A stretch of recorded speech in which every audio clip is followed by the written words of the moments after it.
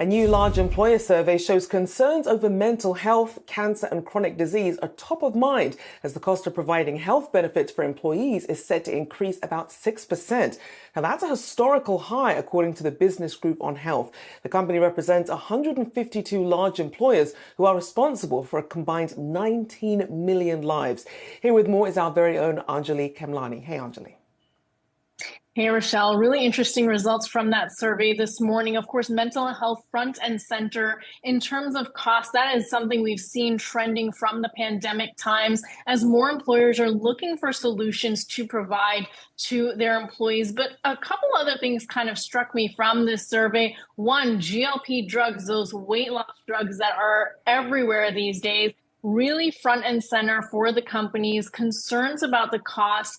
And the employer survey did look at whether or not they are covering them. 92% said yes, they were covering for diabetes or would be in the near future. Meanwhile, only 46% said they currently are covering for weight loss, with a 13% saying they're considering it for 2025 and 2026. I did ask if they were given the option of saying no, and those results were not revealed. However, 53% of respondents did say that the cost of those weight loss drugs is a concern. And generally speaking, cost is top of mind. Of course, 6%, as you mentioned, is that increase in cost trend. A little blip on the radar, of course, during the pandemic, 8.2% increase in 2021.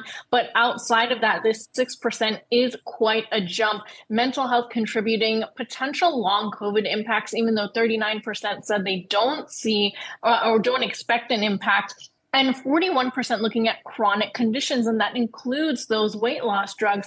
But also what was interesting was this look at policy in the PBMs. We know, of course, California Blue Shield really creating a shakeup in its announcement of unbundling its PBM providers from CVS to a number of them, including Amazon Pharmacy and Cost Plus Drugs. So that trend could continue. The surveyors did say that they saw discussions about unbundling from these employers. So we could see more announcements like that in the future as employers weigh how to bring down costs, especially as more expensive and novel therapies come to market. So that's where things stand right now for the upcoming year.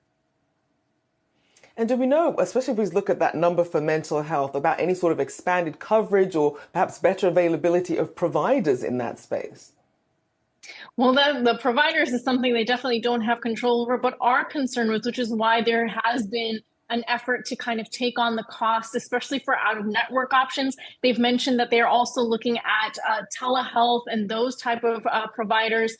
So that seems to be sort of where things are in terms of what the options are available. We, of course, know there's a shortage of providers, but telehealth, virtual options, navigation, those are where you see a little bit more support. And as you can see on your screen, you know, the areas where there is improved costs or concerns for costs. So a lot for them to really consider when it comes to the variety of challenges that come within the umbrella of mental health. And that's something that is a new additional cost burden for employers. One really quick point of data, the burden that employers are taking on has also increased in that premium cost. They're covering a little bit more than $11,700 in premium costs for the employers alone, and trying to take on more of that shift as costs increase. And that's a jump from about $10,300 last year. So as you can see, costs are just going in the wrong direction. And one of the officials from the business group